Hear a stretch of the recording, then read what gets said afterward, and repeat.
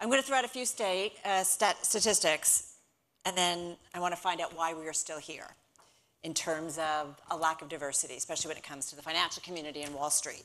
Diverse-owned financial firms control just 1.4% of the $82 trillion of U.S. investment fund assets. And a recent report from the Government Accountability Office showed that white men hold 60% of executive or senior level manager roles at financial service firms. White women, another 26%. Black or African American men and women each held just 1% of these roles. Latinx men held 2%, Latinx women held 1%. We've been talking about this for a long time, easily over a quarter of a century. So let me start with you, John. Why are we still here? I think the reasons actually are fairly practical, actually. A third of this is just comfort. Just being comfortable with who you're working with? I mean, why is the boardroom 65-year-old white man? Because I went to school with that dude. I chased girls with that dude.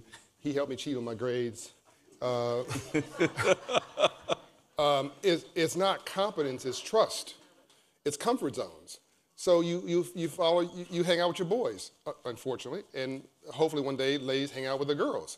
But by the way, black people do this too. We just, unfortunately, if you hang around 9 broke people, you'll be the 10th. So a lot of black folks are hanging out in places where it's not creating wealth, but we hang out with each other. Right. And we all need to get out of our comfort zones. Number one, love is work.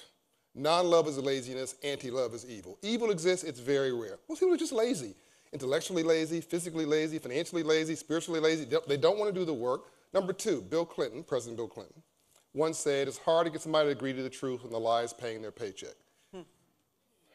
So if everybody is getting paid... Say that one more time, because I know our social media guys want to put that out. Yeah, I know. Talking to me is like getting a glass of water out of a fire hydrant. President Bill Clinton, given proper attribution, said it's hard to get somebody to agree to the truth when the lie is paying their paycheck. And you know, the big example of that is this subprime mortgage crisis, 2009. When the lie is paying your paycheck, you rationalize, which is tell rational lies. The lie is we have equality. The lie is that an opportunity is going around, because it's working for you. Yeah. And so the thing I love about Melody Hobson has this great quote that I think applies to why the third thing will change us is, she says that she loves math because it doesn't have an opinion. And the math has changed, right? For the first time, you don't have to say it's a moral issue. Yeah. Diversity and inclusion. You don't have to, do this because it's the right thing to do. Well, I'd like you to, but, the South didn't get integrated in the 60s because people had a moral awakening.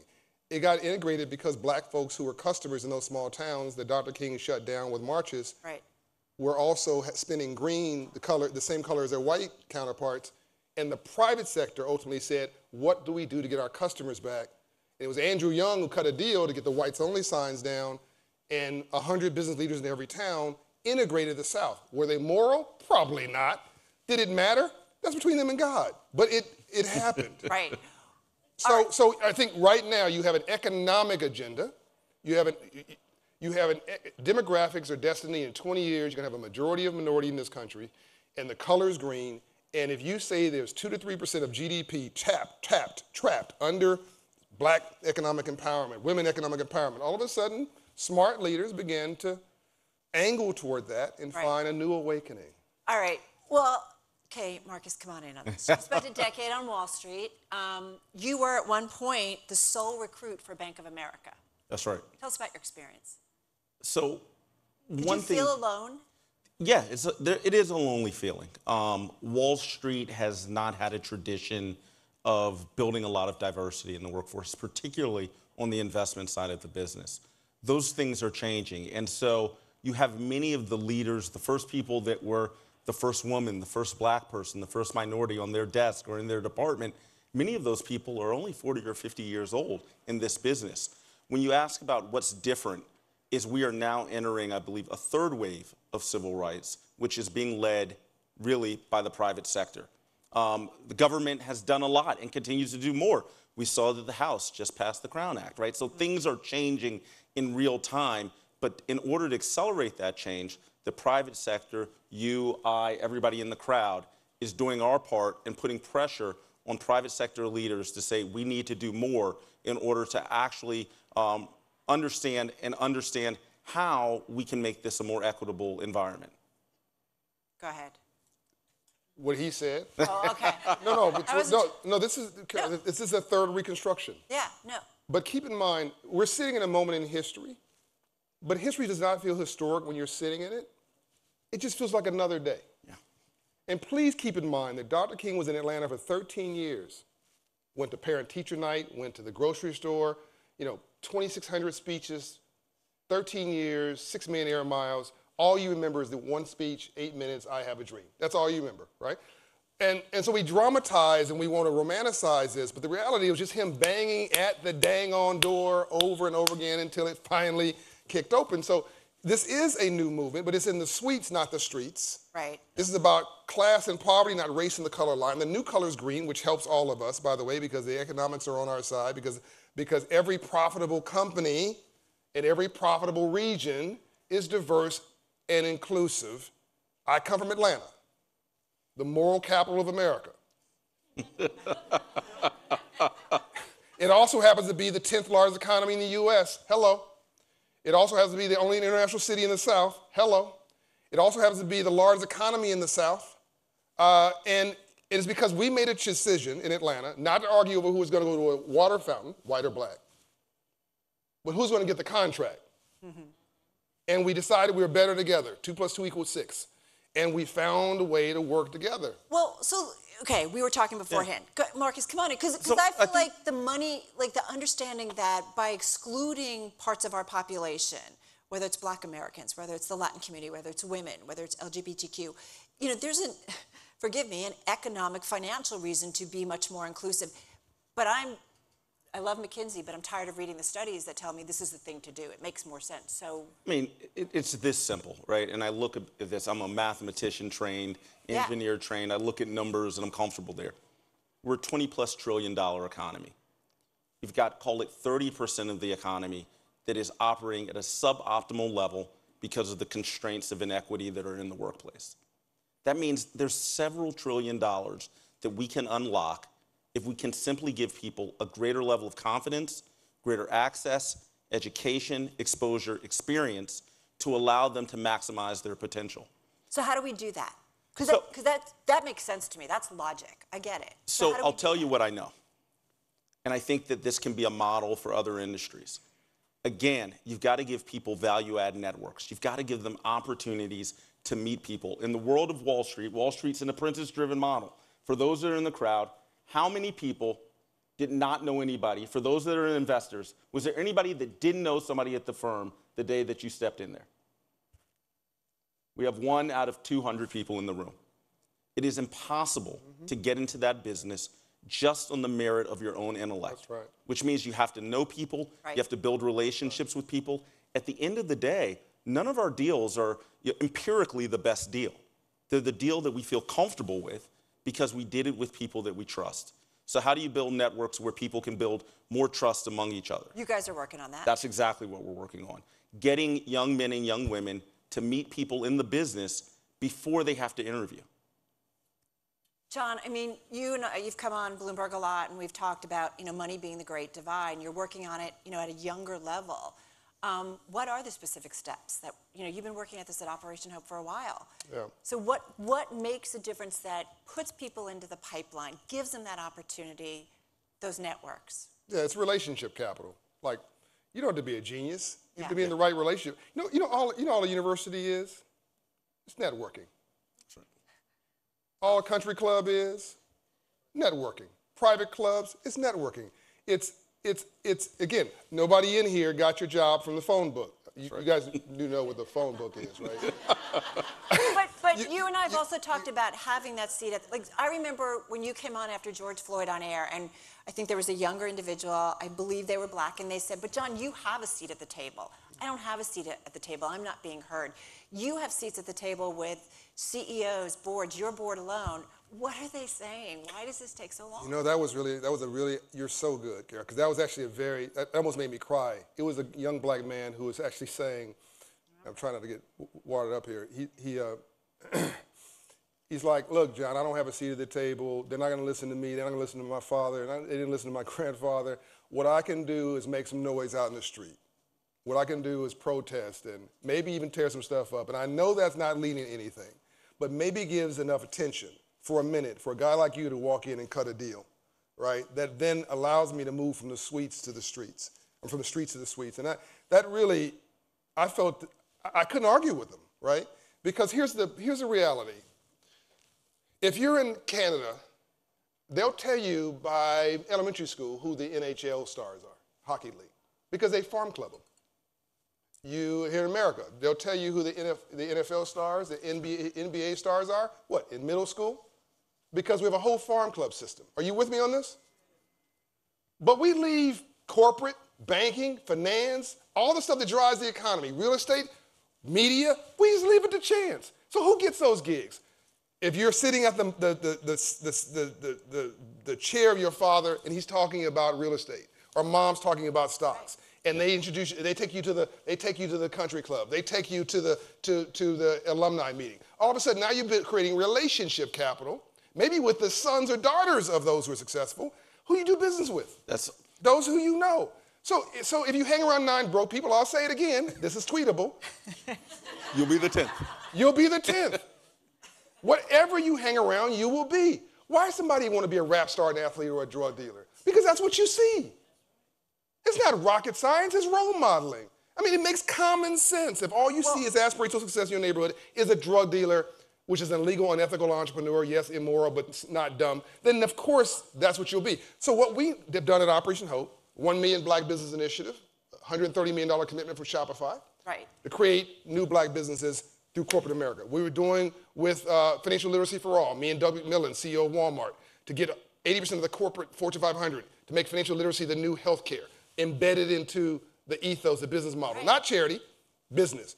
Soon, corporate inclusion, getting blacks on boards of directors. So it's no longer, go ahead, come on. Well, I think John's point is critical, which is starting at the earliest state possible. And the work that they've done with Operation Hope has really started with people, I would almost say in utero, right? Starting with the parents, with creating financial literacy. They give that financial literacy, pass it on to their children. What we're doing at Alt Finance is the continuation of that at another place where you find density. You know, you talk about HBCUs. Being around people, right? HBCUs represent 3% of colleges and universities in this country. 10% of black college students are at HBCUs, and 20% of black graduates come from HBCUs. That is density, that is power, that is the dinner table of opportunity with people that are trying to create new opportunities for them and their family. And so if I'm a CEO at a company and I'm looking to find great, talented, diverse people who are among 9 other people that are doing phenomenal things at that table, and you want to find the 10th, go to HBCUs. Are they not? So I think the key is that they have tried to. Okay. And now they're recognizing, what right? What do you mean try? What? So, no, I'm stirring the pot a little bit, but it's anecdotal. It's incidental. It's ready, fire, aim. It's when there's a crisis. It's not relationship based. It's not embedded, right? There's no embedded system. There's not that farm. Because the effort wasn't there. Because they're out of the comfort zone. It's unfamiliar. Again, you don't even have to be a racist to miss it. I think this is so important. No one's saying when you screw up that you're a bad person. Right. Please hear me. Some people are bad people, but most people are just like, eh. So finding opportunities at HBCUs makes sense. I mean, that's not tweetable. It is a business opportunity, and the networks are strong. The networks are as strong as networks from highly selective universities that companies are routinely recruiting at, right? So if you want to build and you truly care about diversity, you go to a place where there's a ton of opportunity, and we believe that's HBCUs. Trained opportunity. And high quality, high potential. Quality. Right? These students at HBCUs, many of them could go to any school that they wanted to, but they're choosing HBCUs maybe because their parents went there, maybe because they want to be the 10th person at that table of 9 there's probably a that looks like level them. Too. We talk about comfort, right? That's right. And feeling that they're going to be in it, you know, people are going to be in an atmosphere. Like we all gravitate. Well, I guess, what would you tell our, what, go? So here's some data to attach to what this brilliant work that he's doing. Tony Ressler and some others have put this thing together. I think it's brilliant. I love Tony Ressler. And here's some data for anybody watching this to match what he's talking about. According to Citigroup report, there was a $16 trillion, not billion, not million, $16 trillion miss in the last 20 years, Carol. Not 400 years since slavery, not the last 20 years because of discrimination against blacks alone. It's a miss in GDP. So that if you just knock it off, by the way, just knock it off, you pick up $1 trillion a year, which pays for the stimulus from the pandemic for the last 3 years. Just knock it off. So if you do the right thing for the right reasons, just with black Americans, not women, not Latinos, not Indians, there's all kinds of categories that are untapped. Right. Just blacks. You get a 2 to 3% pop in GDP. But then I go... It's a direct line to you should be running him down to get to an HBCU. I'm here after. But that's why I go to where we started. Why? That makes, that's money to be made. An impact on our economy. Is our greed so bigger why than our have we hate? not... So Carol, the only problem you have, you're rational. So, I love you, Carol. So My look, husband doesn't think so. So look, check it out. Look, why do we have this? Why do we have civil rights? Do you understand what I'm saying? I do. Seriously, though. I do, I'm a math person, too. Yeah. But real talk. We were living in a country. What was the Civil War about? The Civil War is about the South resisting Northern economic domination. That's it. It wasn't something else. It was I got free labor, I got a mansion, I got a horse and buggy limousine. And why would I want to change this? Just because you think it's morally correct because the future is in the North? And it took a war to switch that, but it was really about the South not wanting to give up that old system. We don't need a civil war. We need data. and the data right now will set you free. The data says if you want future GDP, if you want growth, if you want an opportunity, you can take no pleasure from the fact there's a hole in my end of our boat. Does the tech community know that? Well, I think the tech community is doing a great job. And so in the tech community, innovation is the alpha, right? That is how they measure performance. And what the tech community is seeing is that people, regardless of their background, can bring tremendous innovation to the workplace. Right. In the financial services community, we're talking and mind about... you, the tech community isn't perfect. There's been a lot of reporting about lack of diversity. But anyway. But we're seeing them do some intentional things, right? And we didn't get here unintentionally, so we're not going to get out of here unintentionally, right? We got to this type of... Say that again. We did not get here unintentionally, all right? The limitations on minorities in the workplace was not on accident. Right. It was part of a framework. Right. And so we cannot unwind that by accident. We have to be intentional. Okay, so unfortunately we only have a minute left yet. My thing is, why can't we all just be like Bridgerton? But I can't. You want that. That really happened. That's true. No, I know. Yeah. Right. It's like... The word white was a made-up word from the 1600s. It's made up. Right? We don't have time for this conversation. Okay. All right, so... Hashtag Bridgerton. Okay, so we have about a minute left. Otherwise, they're going to kick us off. Give me an intention that we should all be thinking about going forward in 30 seconds. So the number one thing that we can do in the alternative investment community is think about how we create more networks and more access for students, particularly with what we're working with, Black and African American students, to find pathways into the space. Be a mentor, create relationships, build internships, and be intentional about creating diverse opportunities in those internships. John. Very quickly, you want to every year judge yourself by your About Us page. Look at your board, look at your management team, look at your structure every year, your About Us page of your corporation. What does it look like? Does it look like America, right? Number two, do something. Don't make the perfect the death of the good. It's like a software upgrade. Do something, and then do something a little bit better tomorrow, and keep at it until you change somebody's life. Number three, understand this, we're not at war with each other. This is not about black or white or red or blue, Republican or Democratic Party. We're at war. China wants to be us, be clear. Russia would like to be us, they're too small, they're irrelevant, they're an irritant in the world. But these folks want to be us, they want our way in the world. But everybody wants to be an American except Americans. We keep fighting with each other over stupid stuff. We are better together. 2 + 2 = 6. Why this? Because this is how we win. Marcus Shaw, John Hope Bryant. Thank you. Thank you, everybody.